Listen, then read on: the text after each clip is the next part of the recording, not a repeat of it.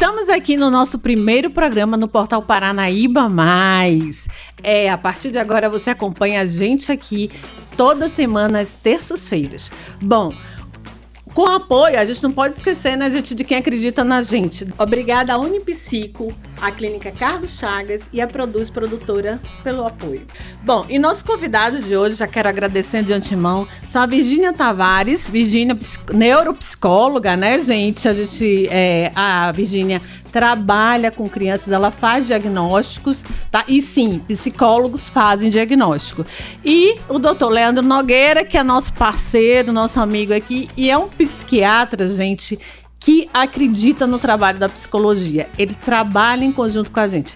Virgínia, seja bem-vinda. Muito obrigada por ter aceito o nosso convite. Eu que agradeço o convite. Muito obrigada. Que coisa boa. Ela é cooperada da Unipsico também, sim, né, Virgínia? Isso é importante falar, porque as pessoas normalmente não conhecem a Unipsico e não sabem que a Unipsico tem um preço especial para aqueles, né? Sim, eu faço tanto avaliação de crianças quanto de adultos. Ah, coisa boa. Então, assim, é importante falar porque a gente tem recursos hoje para encaminhar esses pacientes, né, de uma forma melhor também, de fazer um estudo mais global. Que legal. E doutor Leandro, obrigada também por ter aceito o nosso convite. Seja bem-vindo no programa número 1, né? Tô começando o ciclo, hein? Tá vendo? Os programas número 1 eu tô sempre presente. Você dá sorte, é por isso. Obrigada. Bom, gente, hoje nós vamos falar sobre erros de diagnóstico. Por que a gente vai falar sobre erros de diagnóstico? Infelizmente, tem muita gente que não está preparada para diagnosticar as questões, né, da mente e tem dado diagnósticos equivocados sobre autismo, TDAH e vários outros. E para falarmos sobre isso, Virgínia, eu queria que você começasse. O que a gente pode fazer, como é que a gente identifica? Porque, assim, ou é o contrário, né? Vamos pensar. Eu acho que começa, assim, do psiquiatra, né, do encaminhamento dele, porque muitas das vezes, hoje em dia, as pessoas, elas estão procurando muito na internet. Então, veem muitos vídeos. Tio Google, né? Tio Google. E aí, já chega lá com uma noção. Só que, assim, a gente precisa entender o paciente, assim como eu fiz ciências sociais, né? Na antropologia, a gente fala muito disso, de entender a pessoa, o indivíduo, como ser múltiplo. Então, a gente tem que entender social, se essa criança tá dormindo bem, se ela tá com tempo de tela bom, porque às vezes ela pode apresentar traços autísticos e não ser autista. Ela pode apenas estar ficando mais dentro do quarto porque ela também não tá sendo estimulada a brincar, não tá sendo estimulada a conversar, não tá sendo estimulada dentro de casa. Ela pode apresentar uma seletividade alimentar porque ela pode estar com algum outro problema, estomacal, deficiência. Então, assim, tem que ter um conjunto. Então, quando o paciente chega, eu acho assim, a minha anamnese, geralmente eu gasto 2 sessões, tanto com adulto quanto com a criança. Por quê? Eu vou entregar para a mãe, para levar para casa, todo o histórico da criança. Quando andou, quando falou, se teve alguma intercorrência no parto, porque isso ajuda, teve alguma apóxia, nasceu com alguma coisa, teve alguma intercorrência, utilizou muita medicação, ficou muito internado, tudo isso é importante pra gente. E do adulto, às vezes eu peço ajuda pra mãe, a mãe tá viva ainda? O que ela lembra da infância? Às vezes eu trago fotos, tipo assim, adultos geralmente, nossa, eu nunca gostei de tirar foto, no parabéns eu nunca gostava do barulho. E aí a gente vai montando o histórico. Então, não é só chegar e aplicar teste. Às vezes, você tem que fazer o acolhimento, porque às vezes a pessoa está sofrendo com a comorbidade, uma depressão, uma ansiedade. Então, tem que fazer um acolhimento primeiro. E depois, a gente vai aplicando aquilo que é mais viável. Ou seja, ir juntando.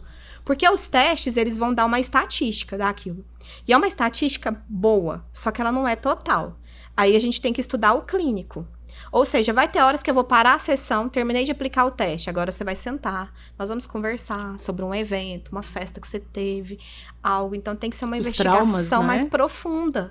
Porque, às vezes, essa criança, ela tá mais construída, mais introvertida, né? Que a gente tem que esquece que existe a personalidade introvertida, hoje é só autismo. Então, a gente entende que aquela criança é uma criança introvertida, mas por quê? Teve traumas da infância, pode ter sido um abuso, pode ter sido um bullying, que a gente identifica em alguns testes de personalidade.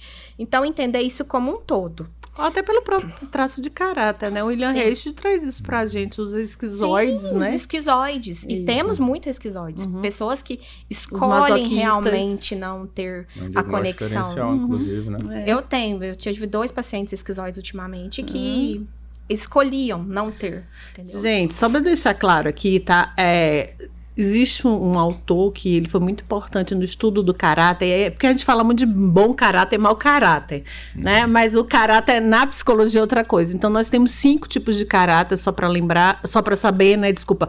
O esquizoide, tá? O oral. O masoquista, que não é masoquista porque ele gosta de sofrer, mas porque ele suporta o sofrimento. O psicopata, que não é o psicopata porque ele quer matar alguém, mas é alguém que é mais atirado, né? Mais jogado. E, não menos importante, o rígido, que é aquela pessoa que quer tudo muito perfeito, muito certinho, né? Então, às vezes, a gente se esquece disso e não traz isso para a vida, pro cotidiano da gente, né? E eu prefiro dizer que o esquizoide é um autista porque simplesmente está na moda, né? Sim. Então, assim, é importante porque quando eu levo essa avaliação para o médico, eu tenho que, na verdade, eu vou dar uma hipótese diagnóstica, claro, que ele vai conferir de acordo com o histórico clínico também. Então, eu tenho que estudar a história clínica. Tem algum paciente, tem alguém autista na sua família, tem alguém TDAH, a gente faz toda essa história. A minha família deve ser toda TDAH, eu tenho certeza. A minha tem tanto TDAH quanto autismo, não é à toa que eu tenho os dois, mas assim, a gente tem que fazer esse estudo até para entender, né? E não rotular. Porque hoje a gente tá rotulando. Deixa eu e os abrir próprios professores querem, tipo assim, querem diagnóstico. As mães chegam lá e falam assim, a escola pediu diagnóstico. Mas eu vou diagnosticar uma coisa que não existe. Já aconteceu fatos de pessoas falarem pra mim, mas lauda autismo, nem que seja leve, porque se você laudar autismo, ele vai ter alguns direitos. Os benefícios, né, do governo. Existe isso também. Deixa eu só abrir um parênteses. Não sei se vocês perceberam ela dizer que ela tem os dois, autismo e TDAH. Sim, gente, psicólogo tem autismo, psiquiatra tem autismo, psiquiatra tem TDAH, tem autismo também, a gente tem depressão, tem tudo, tá? Porque as pessoas acham que nós somos imunes. E o mais legal, levamos vidas normais. Sim. Né? Porque às vezes as pessoas... a minha maior preocupação no diagnóstico errado, e por isso que esse é o tema do primeiro programa, são as tarjas que põem na nossa cabeça. Eu falo que quando o paciente sai, ele não tá com uma tarja. Aquilo ali é para ele aprender a funcionar, para ele aprender a se conhecer e para ele aprender a tirar o melhor daquilo que... Por exemplo, hoje eu tiro o melhor. Eu não me justifico. Eu não fico, é meu TDAH. Não, eu preciso melhorar. Se eu tenho deficiências com isso, é onde eu preciso atacar para melhorar. Inclusive, a gente monta plano terapêutico no laudo. Tipo, olha, você precisa fazer isso. E o laudo, ele não é uma coisa fechada. Ou seja, nós, seres humanos, sentença, nós somos constantes. Né? E nós estamos em constância movimentação. Né? O nosso cérebro, ele é plástico, ele aprende. Então, se eu modifico, pode ser que você passe desapercebido. Assim como algumas pessoas não notam o meu TEA, porque eu fui adaptando. Então, eu não sou incapaz de forma alguma. Eu não sou deficiente intelectual de forma alguma. Então, é mudar essa característica de depreciação, né, no diagnóstico, né? Mas procurar o lado escuro. Segundo o DSM, TDAH também é uma deficiência agora, né? Eu estava lendo a respeito. Ou no DSM-5? Não, ainda não, né? Segundo o DSM, não. Ainda não, né? Ainda não. Mas onde foi que eu vi que TDAH está sendo deficiente? Bom, eu vou tentar lembrar aqui. Eu acho que é para as leis, né? Para a lei, exato. Para as leis. Para as leis, eles querem aplicar como diagnósticos ocultos. Isso. Né? Para utilizar até aquele símbolo do girassol. Para diagnósticos ocultos. PCD, mas ainda não está regulamentado, não. No Brasil, pelo menos. Que bom, né? Porque senão aí à tarde vai ficar assim um aluno luminoso, né? Doutor Leandro, então vamos voltar aqui, né? A gente identifica algumas características, leva ao psiquiatra, e aí como é que isso... Como é o processo? Tem muito equívoco hoje pela questão de não conhecimento técnico. O diagnóstico, você tem que seguir um certo protocolo. Hoje, o mundo todo usa de referência o DSM, que está na versão 5TR. Tem a CID-11 também, que atualizaram agora, que ficou muito melhor do que a CID-10, né? A gente estava conversando até nos bastidores aqui, conversando com a Virgínia aqui sobre isso. E a questão é que tem muito aventureiro, muito profissional que não estuda e não sabe o que está fazendo. Além dos testes de internet. Já falar aqui para as pessoas, inteligência artificial não faz diagnóstico, por favor. ChatGPT, você fica pedindo para ele te diagnosticar, ele não vai fazer o diagnóstico. O diagnóstico, ele depende de uma série de fatores. E o que a Virgínia falou é a anamnese. Né? Aí, conversando, tem muitas amigas neuropsicólogas, né? Conversando esses dias com outra amiga também, a gente falando sobre isso. Ela fala, Leandro, a hipótese diagnóstica não vem com os testes, ela vem com a anamnese. Os testes, ele me ajudam a confirmar, a ver se linka, como a Virgínia está falando, se linka com a demanda, né? Com a queixa. Os testes, eles vêm ali para auxiliar. Mas a hipótese diagnóstica é uma anamnese bem feita, né? A história clínica, o exame psíquico, que o exame psíquico ele tem que ser feito, né? Pegar ali a história dos sintomas, né? Do que a pessoa tem como dificuldade. Então, o problema hoje é as pessoas que não sabem fazer, e aí eu falo que a questão do diagnóstico errado está no excesso a tentativa de fazer virar doença qualquer emoção, né? A gente fala que é o excesso de patologia das emoções, e não é. Tristeza não é depressão. Só que hoje a gente vê equívoco, né? A pessoa está deprimida, ela está triste. A pessoa é hiperativa. Não, ela está agitada, ela tá às vezes um pouco ansiosa, ela não é hiperativa. Então, assim, hoje tudo está virando patologia. E aí onde vem diagnóstico equivocado, vem diagnóstico errado, ou os testes de internet, que a pessoa vai lá, responde e já tem um diagnóstico. E muitos profissionais estão validando isso, né? O problema é quando você tem a validação de profissionais que não são capacitados nem preparados. E vamos alertar aqui, gente. Tio Google sabe muita coisa, mas ele não sabe tudo. Ele não passa 5 anos na faculdade, 200 anos numa pós-graduação, porque a gente estuda o tempo inteiro. Tá? Eu estou na minha 5ª pós-graduação e a única coisa que eu sei é que nada sei. Né? Quanto mais eu estudo, eu descubro que não sei. Né? Não, é sério, porque... Eu tô na 5ª também. Tô fazendo neuropsicologia forense, para entender um pouquinho. Neuropsicologia educacional. E aí você vai linkando uma coisa com a outra, vai descobrindo outras coisas. Não, exatamente. Quanto mais eu estudo, mais eu descubro que eu preciso estudar mais. Aí você vai lá no Google, faz um testezinho, né? Mequetrefe, e faz assim, não, eu tenho TDAH. Né?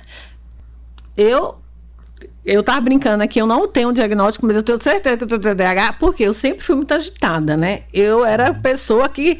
Minha mãe vivia... Eu fugia de casa, gente, com 5 anos. Você tem noção. Eu nunca parava. Na escola, a disciplina comigo... Eu sempre fui uma aluna esforçada, né? Aquela pessoa que estudava, cumpria com minhas obrigações. Mas eu era a custosa, como vocês falam aqui em Minas, né? E essa questão de diagnóstico, como a gente já começou a falar sobre isso, tem que ter demanda e tem que ter uma disfuncionalidade e um sofrimento. Foi igual a Virgínia falou, às vezes a escola quer que você dê um diagnóstico, aí não é a demanda da criança, é a demanda da escola e da família. Sim. E às vezes a própria escola não tem... A metodologia que a escola utiliza, ela pode funcionar para 90% das crianças, mas tem 10% que não tem nenhum problema psiquiátrico nem psicológico, que não adapta aquilo, e aí é entender, essa escola não serve para essa criança, então a família tem que procurar outra escola, porque acho pouco provável da escola se adaptar. Com certeza, na minoria... E aí entender isso, porque o DSM no início, ele fala sobre prejuízo. E sofrimento. Você pode ter todos os 18 sintomas lá do TDAH, mas se você não sofre com isso, e se isso não te causa prejuízo, você não tem um transtorno. Exato. Você não tem. A questão de erros de diagnóstico é exatamente isso, né? As pessoas não sabem fazer ali a avaliação correta. É engraçado porque você falou sobre a questão de querer alunos quietinhos, né? Todo mundo quer todo mundo quietinho. Gente, criança não é quietinha, não. Que dia criança não tem que ser quietinha. Se ela for quietinha, aí a gente tem que se preocupar.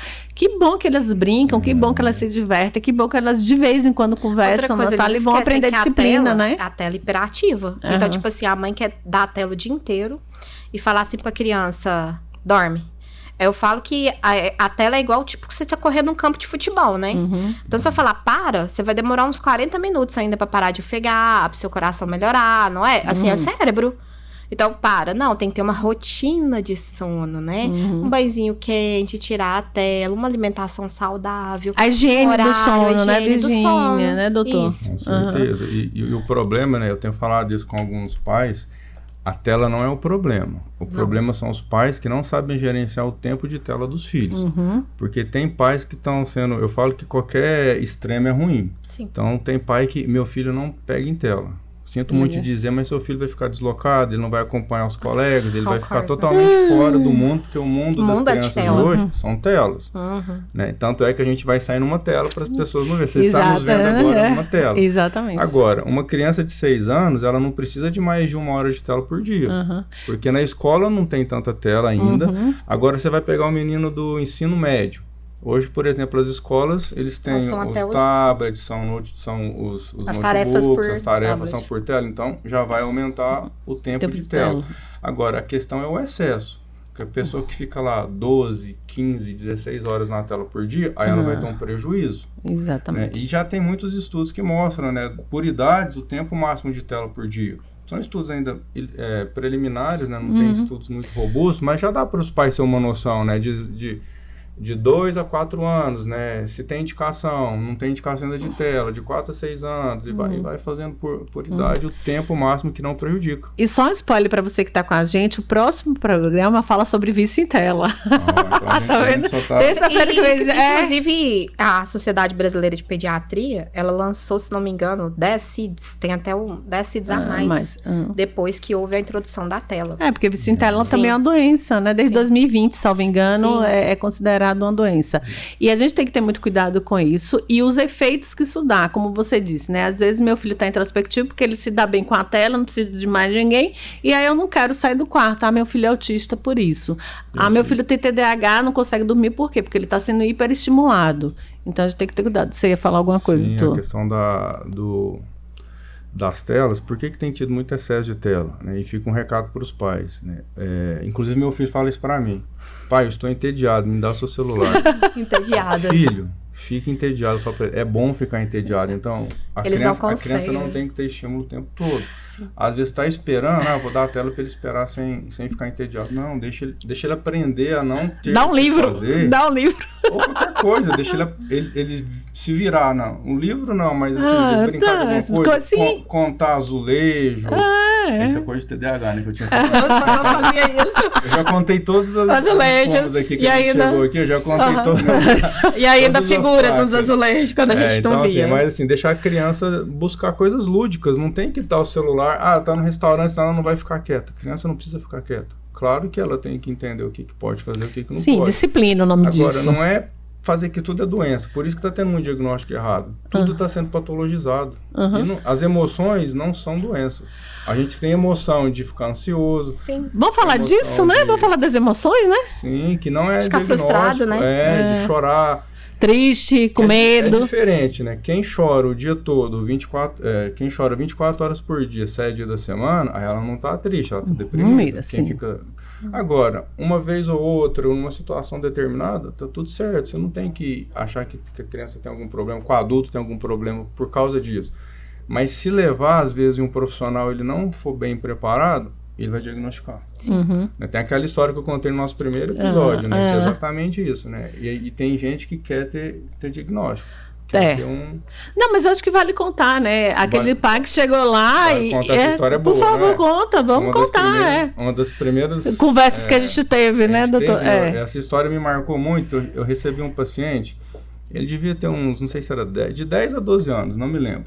E aí chegou com o pai e com a cartinha da escola. Diagnosticado TDAH, cartinha da escola. Ele não parava sentado, que ele não prestava atenção, que ele conversava com os coleguinhas, coisas de pré-adolescente. De pré-adolescente. Aí eu também demoro 2 consultas fazendo amnésia, quando primeiro eu converso com os pais junto com o pré-adolescente e depois eu conversei só com ele. Aí depois de umas 6 consultas com ele, com a família, eu chamei a família e falei, não tem TDAH, né? E ele não é ansioso nem deprimido. Aí falei um pouquinho da dinâmica familiar, que era horrível. Aí expliquei. E pior que ainda sai dali, ainda procura um que diagnostica, porque não vai entender. E falei da metodologia da escola. Falei, essa metodologia da escola que ele está estudando...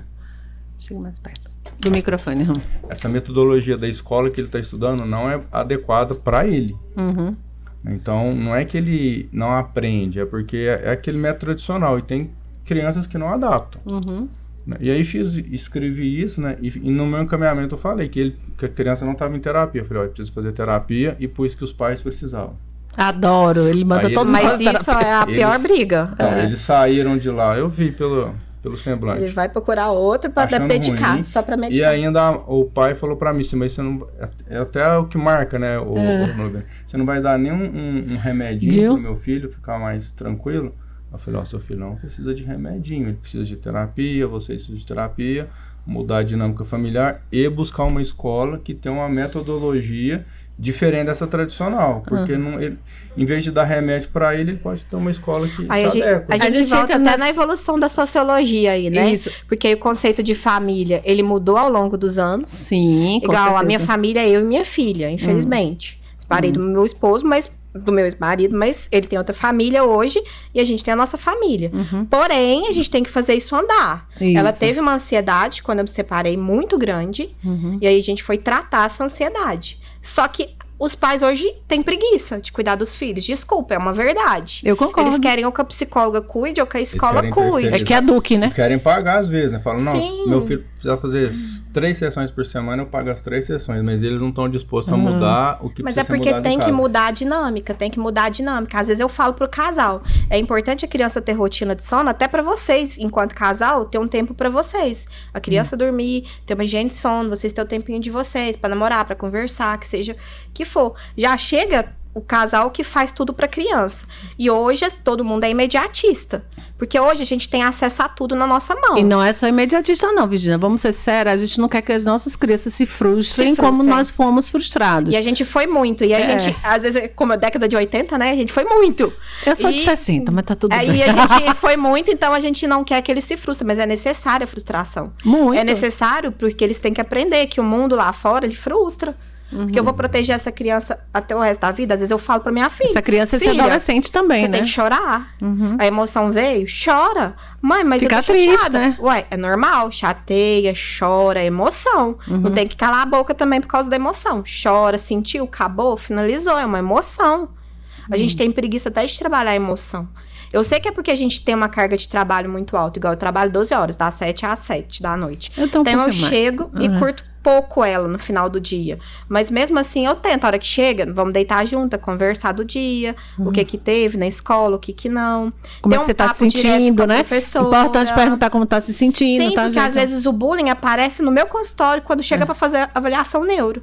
Que aí a criança vai, por exemplo, num HTP, desenha tudo diminuidinho, e eu falo, essa criança tá sofrendo bullying. Só para o pessoal saber, HTP, a gente é um teste, né, onde a criança desenha uma casa, do H-House, né? House. Um T, Sim. né, uma árvore e uma People. pessoa para a gente identificar quais são as questões que ela tem sem que ela precise falar. Lembrando que na terapia, muito mais do que se fala, o corpo fala. 93% da nossa comunicação é não verbal, só 7% é o que a gente fala. E ainda usa ludoterapia, porque Também, às vezes eu sento com a criança, é um jogo, tá? Eu sento com a criança, né, pra ela brincar comigo, a gente simular uma situação de escola. Como é que é quando vamos estudar? Ai, tia, nossa, não fala disso não. Por quê? Não, porque isso me estressa. Mas por quê? Não, porque lá em casa, o meu pai já me tem aquela cobrança de que eu tenho que fazer tudo certo. Aí você já vai descobrindo a dinâmica, que é um pai que também teve uma imposição, né, tipo, teve uma criação muito impositiva, que é que o filho também só tire 10. Aí a criança chega e fala pra mim, eu tirei 9. Fora o caráter rígido que eu tirei vem 9. junto, né? Aí eu falo assim, mas 9 é bom. E eu me lembrava que eu também era assim, quando eu tirava 9 eu ficava revoltada, por causa do caráter rígido. E aí hoje eu comemoro com a minha filha quando ela tira 7. E eu tenho que comemorar, porque e dizer, senão ela vai aprender. 7 é muito bom, mas você pode fazer mais, não tem dúvida disso, né? Sim. A gente sabe que pode. Porque assim, gente, uma coisa que eu fui executiva durante 35 anos. Eu amava metas. Por quê? Porque quando eu superava a meta, né? Eu tenho uma meta de... Eu trabalhei com telecom muitos anos. E aí eu tinha a meta de instalar não sei quantos 1000 telefones. Aí quando eu instalava esses 1000 e tanto, nunca era 1000, 10.000 telefones, 10.001, era festa. Então, se eu conseguir os 10.001, eu consigo 12.000, 15.000. E aconteceu. Mas isso é legal, por exemplo, pra criança. Você faz uma rotina do dia a dia. Eu trabalho muito quadrinho de rotina. Aí eu premio essa criança, mas eu não vou premiar com dinheiro, eu vou premiar com qualidade de tempo. Eu falo assim pro pai, faz um dia do jogo, um dia do cinema, um dia da pizza, né? Nossa, jogo, gente, tabuleiro, vamos aprender a jogar banco imobiliário, né? Eu adoro. Passo muito isso com meus pacientes. Aprender a perder. Porque eu jogo muito, como é que fala? Aquele da cartinha colorida? Uno com a minha filha. E ela, nossa, odeia perder. Eu falo, não precisa ficar com bico, eu vou ganhar de você. Porque você tem que aprender a perder. Eu jogo isso com os meus pacientes também e eu falo pra eles. A gente, primeiro, eu trabalho a questão do empréstimo, né? Emprestar o meu brinquedo pra eles, né? A divisão e tudo isso. Mas trabalho muito a questão de jogos para atenção, porque o que eu acho é que as crianças não estão aprendendo a ter atenção. Por isso tem a questão da a atenção é muito dividida. Que hoje as crianças gostam do Reels ou dos Shorts do YouTube. Por quê? Eles duram aproximadamente 10 segundos. Isso é um perigo, é rápido. Né? É rápido. Então, você faz. E as crianças fazem várias coisas ao mesmo tempo. Sim. Né? Então, às vezes lá em casa, o meu filho gosta de jogar, eu jogo. Roblox, eu adoro jogar com ele. Eu jogo, sempre joguei. Eu gosto, então, é bom. Tendo um horário, né? Durante a semana é meia hora por dia que ele pode jogar. Só que aí teve dia que ele sentava pra jogar o Roblox e pegava e ligava a televisão. Ao mesmo tempo. Falava, filho, você vai jogar ou você vai assistir televisão? Porque eu gosto atenção de jogar dividida, assistindo. né? Eu falei, não. Sim. Qual que você vai querer fazer agora? Porque se você vai deixando a criança, ela não presta atenção nem no jogo, nem na televisão e nem nas outras coisas. Ela vai acostumar a fazer várias coisas ao mesmo tempo. Então, ou vai estar a atenção concentrada dela já vai ser ruim. Já vai começar a ter um prejuízo ali. Então, a gente tem que ir trazendo essas orientações, porque é nessas pequenas coisas que vai fazendo a diferença. E vamos trazer a questão do exemplo, porque exemplos motivam, palavras motivam, mas exemplos arrastam. A mãe, o pai está à mesa e está lá com o celularzinho também, é uma reclamação grande, né? Ou seja, não me dão atenção. Eu tiro o meu quando eu chego em casa, põe para carregar e não pego mais. Lá em casa, eu e meu marido só quando tem alguma emergência. Às vezes também, acontece alguma coisa, eu aviso. Na hora do horário da tela, né? A tela lá em casa até às 8. Aí 8 horas não tela pra ninguém, nem pro pai e nem pro filho. Sim. Porque senão ele reclama. Porque ele fala assim, mas por que eu posso e você não? Exatamente. Né? Tem que ser uma regra pra todo mundo, né? Perfeito, mas eles estão certos. Gente, papai, mamãe... até o Wi-Fi. Eles estão certos, tá? Por quê? Porque a gente pode, eles não. Então, vamos dar exemplo nesse sentido e entender que o que a gente faz reflete na educação dos nossos filhos, sejam eles crianças ou adolescentes. Então, a ideia é maravilhosa. A mesa lá em casa a gente não faz. Apesar do meu filho insistir, é muito engraçado que ele acha que ele pode enganar, ele bota no meio das pernas. Eu faço, eu tô vendo, viu, Henrique? Eu tô vendo. Larga o celular. Atividade física também. Não, ele faz. Isso aí ele tá adorando, né? Que a gente tenta fazer, eu tento fazer, mas. Eu faço 4 vezes por semana. Às vezes a Virgínia vai até colaborar com a gente falando de diagnóstico errado. Esses dias uma paciente foi fazer uma avaliação, né, e aí utilizaram aquela escala, que é uma escala muito boa, a ASR2. Sim, né, ASR2. Que é de responsividade social. Sim. Então, ela é responsabilidade social. Ela não é uma escala para autismo apenas. Não o problema é que a referência dela vem para autismo. A referência. Mas, por exemplo, uma pessoa que tem uma depressão grave, a escala ali vai dar alterada como se a pessoa tivesse do autismo. Jeito que vai ali, vem como se ela tivesse autismo. Essa pessoa tem uma fobia social. Vai dar alterada. Essa pessoa tem a introversão, é a personalidade introvertida. E aí o profissional que não sabe disso vai lá e lauda que a pessoa tem autismo. Mas ele esqueceu de linkar com de personalidade, com a demanda da pessoa. O de humor, não fez nenhum inventário de humor para ver se a pessoa está deprimida, se ela não tem sintomas de ansiedade. E aí, a hora que chega pra gente, que ela já leu, e fala lá assim, eu sou autista, e você vai falar que não é, aí você vai ter uma questão assim, delicada, mas aí no caso tem um jeito, né? Eu vou mostrando para ela, olha, essa escala aqui porque foi usado, mas isso aqui pode ser isso. Só que na pessoa faz um estrago muito grande. A gente tem que ter responsabilidade com isso.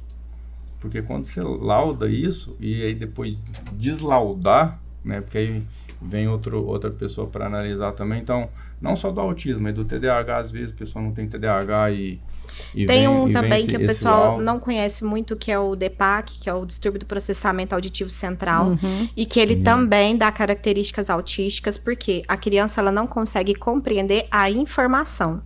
Então, às vezes eu peço no meio da minha neuro, eu falo assim, você vai fazer um PAC, processamento auditivo central, para ver como é que é a áudio bineural, para eu ter certeza para laudar o DPAC. Porque aí eu auxilio. Que é até um diagnóstico diferencial, né? De autismo e TDAH. Dislexia. Dislexia, descalculia. Descalculia, tudo isso, Por exemplo, eu tinha um paciente que ele falava, eu olho pro quadro e as... Licença, só pra gente traduzir, gente. As letras dançam, Exatamente. Na dislexia, as letras dançam, na dislalia... E não temos profissionais para visão, médicos aqui em Uberlândia, que sejam especializados. Por quê? A gente já tem que a lente...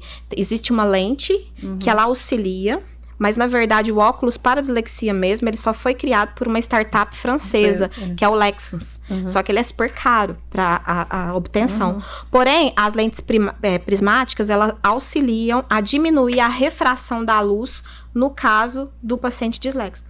Então, a gente acaba até estudando essa parte para levar para um médico que possa trabalhar isso com a criança também. E descalculia, gente, ele não consegue fazer cálculos, tá? E outro dia eu tava falando com uma paciente não me fala fazer conta não, que eu tenho que contar nos dedos. o irmão de uma paciente minha, ela tava me contando, é engraçado que você, quando vai fazendo anamnese, você vai descobrindo a história da família e vai entendendo muita coisa, né? E aí ela fez assim, meu irmão foi chamado de burro a vida inteira, porque ele tem muita dificuldade em matemática.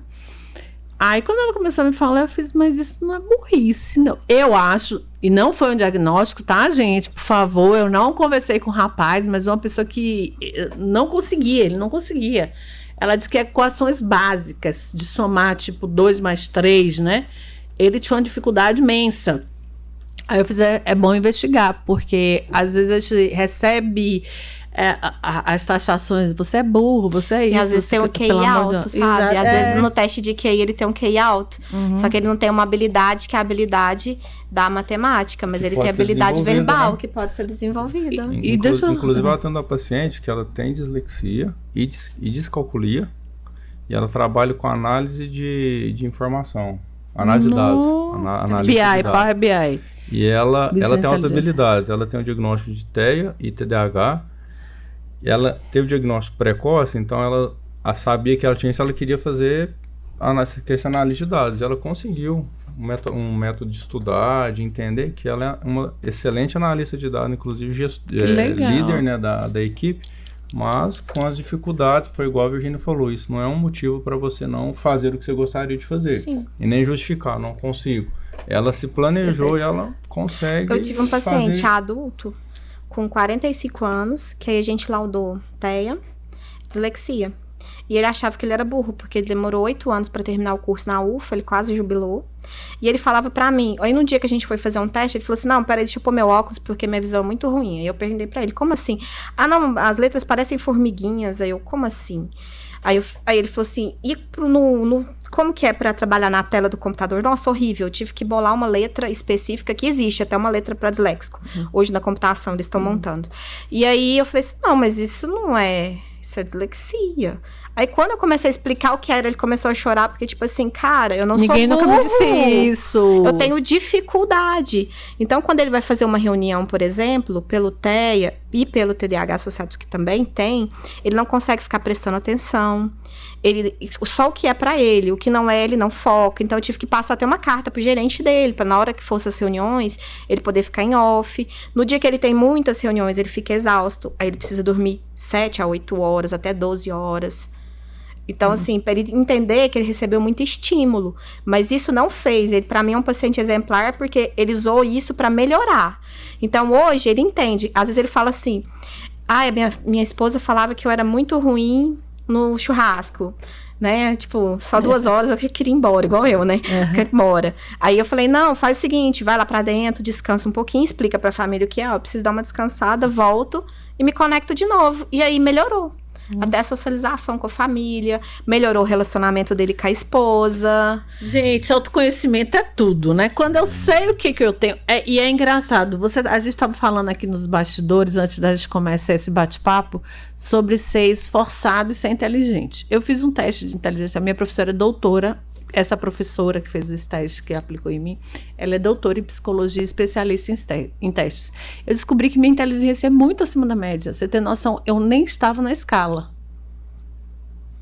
Na Wechsler? Você estava acima? Não, eu não estava. Não tinha nem parâmetro. Não tinha nem parâmetro.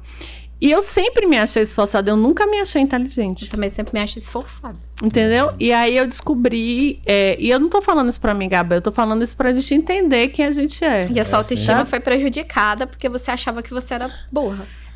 Ou que você tinha muita dificuldade. Muito tempo. Depois que eu comecei a fazer terapia aos 21 anos, isso aí foi mudando. Não vou mentir pra você. A terapia é tudo, né, gente? Eu faço terapia há muitos e muitos... Desde os 21 anos, eu tô com 55. Só depois do curso de psicologia, eu demorei um pouco mais. Não, eu precisei. Quando eu comecei a trabalhar, que eu comecei a pagar.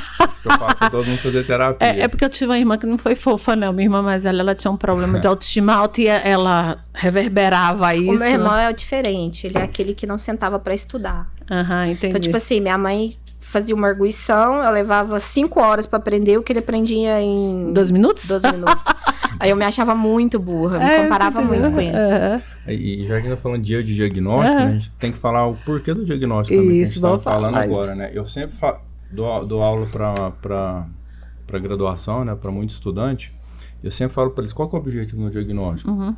Ele vai ser uma corrente, vai te acorrentar e vai te amarrar a um transtorno, ou eu gosto de usar a metáfora do farol para barco, ou ele vai ser uma luz ali, um farol que vai te dar uma direção, não uma direção precisa, mas vai te dar um direcionamento. Vai ser uma trilha, não um trilho, né, doutor? Para você saber aonde você precisa ir, onde você pode ir, como se planejar para chegar lá, porque se você pegar um diagnóstico para te amarrar, te acorrentar, vai ser muito pior, que aí você não vai fazer nada na sua vida e não precisa disso. Então ele é mais para te dar um direcionamento. A função, quando a pessoa vai fazer uma avaliação, porque agora muitas pessoas procuram, né?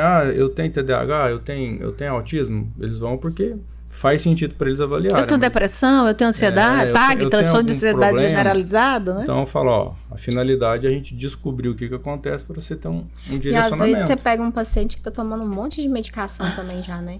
Para transtorno bipolar, mas ele não é bipolar, né? Tá tomando remédio para dormir, já tá viciado em remédio para dormir, né? Eu atendi recentemente um paciente que ele tem um diagnóstico de depressão maior, né, recorrente. E um caso muito grave. Inclusive, o teste dele de responsabilidade social deu assim, no percentil 95 para quase para cima, né? Quase 100. E aí, conversando, entendendo, aí foi fazer o diagnóstico, ele tem um TDAH que nunca tratou.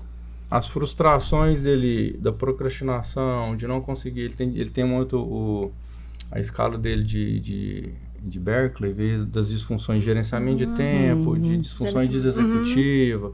Então, assim, muito disfuncional pelo TDAH, e essas disfuncionalidades impactaram na autoestima dele, e ele deprimiu. E a vida inteira ele trata a depressão. E agora começou a tratar o TDAH, você pega até a escala de Beck dele, melhora o score tratando o TDAH, ele tomando o mesmo antidepressivo que ele sempre tomou a vida inteira, em dose alta, só começando a tratar o que realmente acontece. Então, assim... O real problema, né? Um direcionamento. Que é a nossa briga aqui, né, gente? Vamos ser sérios, o que a gente está fazendo aqui, tá? É uma briga branda, mas é uma briga sobre a responsabilidade de você que é profissional, que você faz diagnóstico, né? Pense um milhão de vezes antes de fazer, tá? Dele? E todos como fazer? Os psiquiatras que ele ia falar sobre a dificuldade dele, ele tinha essa dúvida se ele tinha TDAH. Aí os psiquiatras falavam assim, mas você não fez faculdade? Formei. Você não tem um trabalho? Se você tivesse TDAH, você não teria feito faculdade nem trabalho. Então, seu problema autista é depressão. Que não fala, né? Então, assim... que não abraça, né? Essa semana foi a semana do TDAH, né? A gente fez um curso online e eu falo para as pessoas, né? Isso aí pode acontecer. A pessoa pode ter TDAH e fazer um curso superior, fazer pós-graduação. Isso não invalida. A questão é, a que custo? Qual que é o sofrimento que ela tem? O que ela teve que fazer para conseguir isso? Fazer 9 anos de faculdade? 8 anos? Né? Ou entender que tem o hiperfoco também, né, doutor? Porque quando eu tenho hiperfoco, eu consigo fazer algumas coisas Não é isso? Aos 45 do segundo tempo, com exatamente. sofrimento, esgotamento. E o TDAH emocional. parece um workaholic, né? Porque ele pega mais do que ele consegue fazer. A gente acha que ele é um workaholic. Então, mas é porque ele não sabe falar não, às vezes, né? Controle inibitório baixo, né? Alta impulsividade. Sim. Vamos rir disso?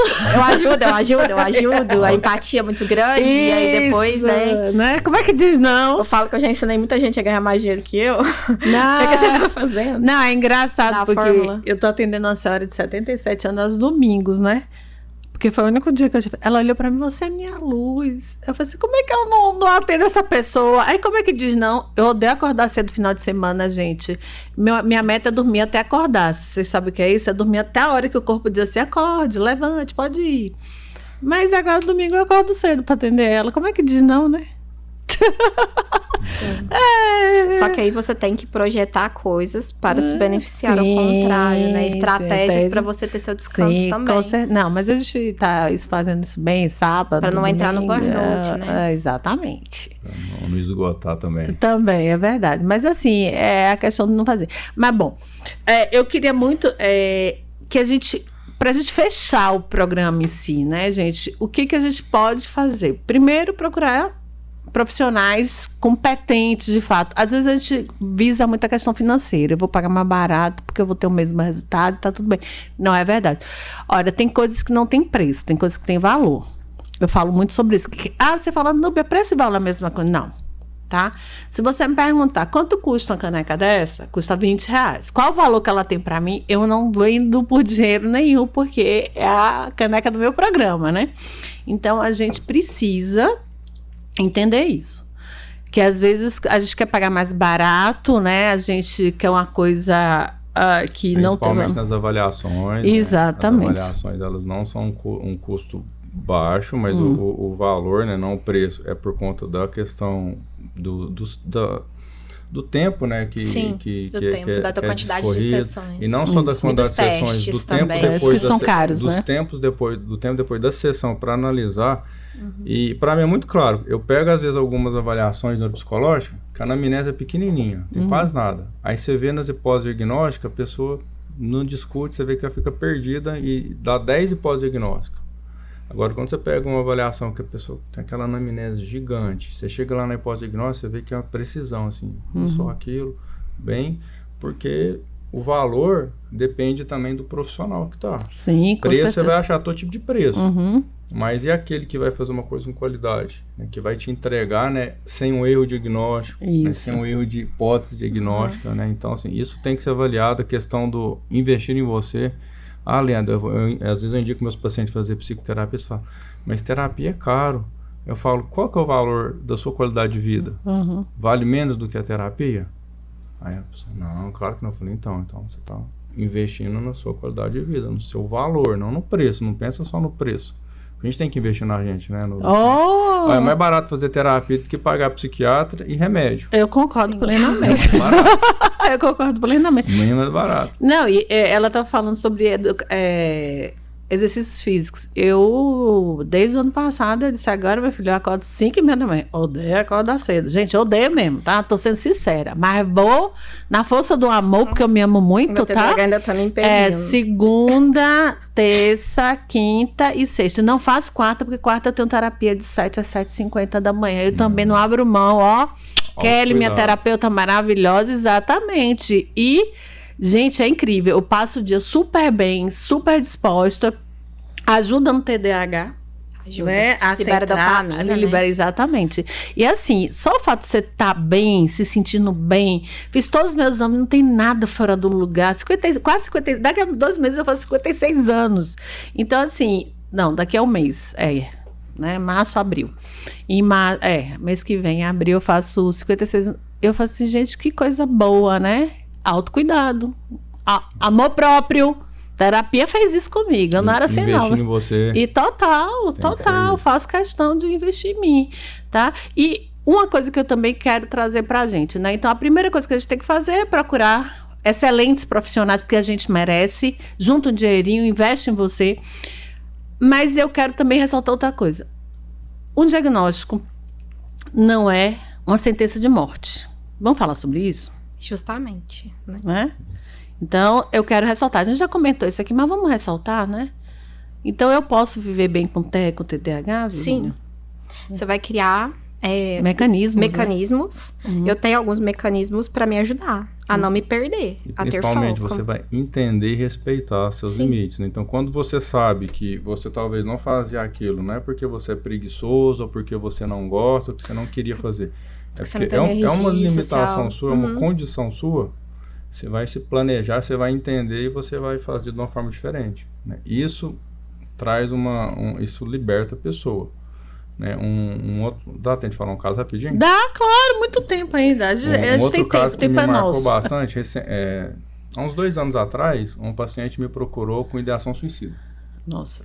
Ele era um funcionário federal e ele estava sofrendo um processo de exoneração. Ele estava sendo expulso por comportamento inadequado. Briga com os colegas e insubordinação à chefia.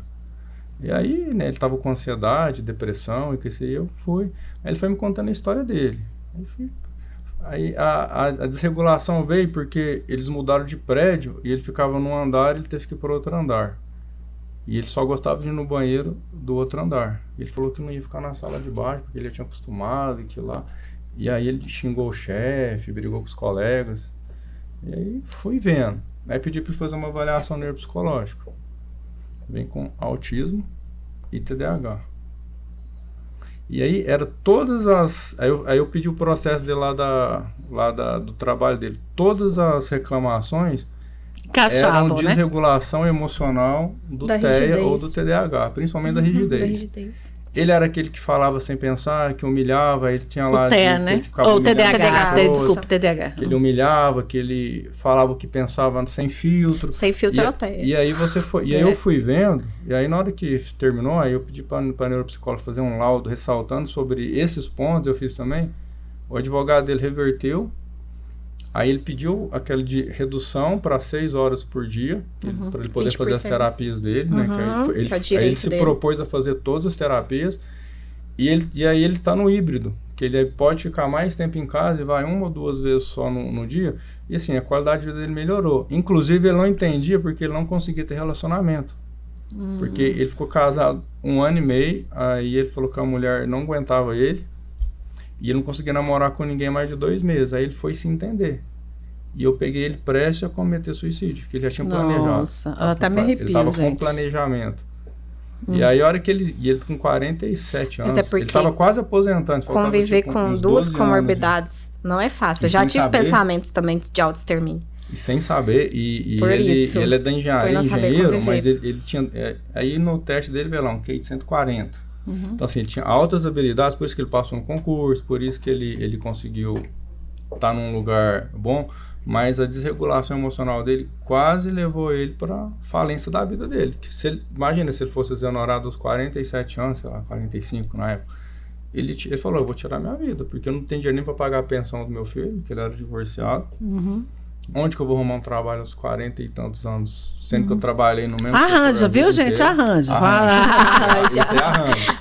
Mas a vida dele mudou com o diagnóstico correto. Com certeza. E lembrando, assim, que a gente precisa entender que cada paciente é único. Vai ter paciente igual. Eu tenho muita dificuldade com luz, com som. Tem paciente que não tem. Então, pessoas mastigando ao meu lado, tem mais dificuldade. Mas eu aprendi a me respeitar. Assim, eu não evito as situações, mas eu me planejo. Tipo, se eu vou ter um evento, eu me planejo para descansar mais, para aquele evento não me exaurir. Então, eu aprendi com as dificuldades. Então, isso é importante. Isso não te faz menor que ninguém, só te faz melhor. O nome disso é autoconhecimento, né, Sim. gente?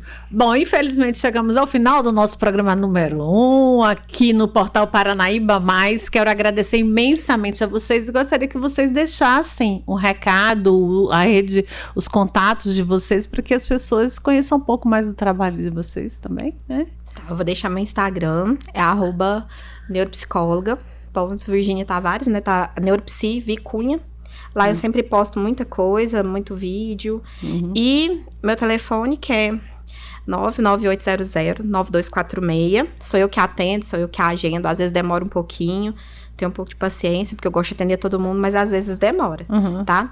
E também faço preços especiais para as pessoas que não têm condição. Então, tem uma parte de social que eu dedico. Então, tem algumas neuroavaliações que eu faço social também. Então, assim, porque às vezes o paciente acha que ele não vai ter condição. Vamos conversar, porque eu prefiro ajudar do que essa pessoa tá aí, possivelmente, podendo se perder. Porque o propósito da gente é ajudar. Você sabe a importância, né, Vi? Sim, o propósito é ajudar. De saber o que você tem de verdade, fazer um diagnóstico fidedigno para que você possa melhorar, ter uma melhor qualidade de vida, e é importante, tá? Lembrando, gente, que preços especiais são para pessoas que precisam. Por favor, não se esqueçam disso. Eu tava pensando, eu me arrepio toda. Eu venho de família muito, muito pobre, né? E quando eu digo, eu acho que minha família toda tem TDAH, é claro que a gente não tinha condições. Eu fui fazer terapia quando eu comecei a trabalhar, que eu tinha um convênio médico e que me deu acesso à terapia e mudou a minha vida. Porque, como uma pessoa muito, muito, muito pobre, eu tenho muitos traumas também, né? É muito pobre. Então, assim, a gente sabe o valor. Então, por favor, seja justo. Né? A gente estuda tanto, nós não estudamos, nós continuamos estudando. Lembrando que a Unipsico, ela tem um valor diferenciado. Por exemplo, você não tem Unimed, mas você se cadastra a Unipsico, aí a Unipsico trabalha com a gente com valor diferenciado para avaliação neuropsicológica. Ótimo. É importante informar isso também, porque o pessoal pode procurar. Que legal. Doutor Leandro, obrigada mais uma vez. Para vocês dois. Feliz demais. Emocionada. Sim, e já temos muitos temas para falar para frente. Sim, já está convidado, né? Já falamos sobre isso aí. E agradecer também, né? Faço a minha rede social, é @Leandro Nogueira. Lá tem bastante material e conteúdo sobre saúde mental, qualidade de vida, né? Então, seguem lá, né? A gente está sempre postando. E hoje, sobre isso que a gente falou, deixar o recado que a própria Núbia falou, né, para as pessoas, por que a gente não pode fazer o diagnóstico errado e qual que é a importância de se cuidar. Então, lembra lá da gravação do Oráculo de Delfos, né, que não é de Sócrates, essa frase, né, não é de Sócrates, é lá do Oráculo de Delfos, que é o conhece a ti mesmo. A gente tem que nos conhecer para ter uma vida melhor. Com certeza, né, doutor Leandro? E deixa eu agradecer aqui, né, aproveitar, doutor Leandro é um batalhador ferrenho da terapia. Ele sempre traz isso pra gente, que ele não atende uma pessoa que não queira fazer terapia, porque ele entende a importância da terapia. E há ainda, infelizmente, pessoas que acham que terapia é coisa de doido. Gente, terapia não é pra doido. Terapia é pra quem não quer ficar doido. Muito obrigada a vocês, gratidão. Obrigada a você que esteve com a gente até agora. Continua, compartilha, tá, esse vídeo aqui. E se lembre que amor próprio faz toda a diferença. E autoconhecimento, gente, sinceramente, te faz uma pessoa melhor para você e para os outros. Um beijo no seu coração e até o próximo Papo Cabeça. Fica com Deus.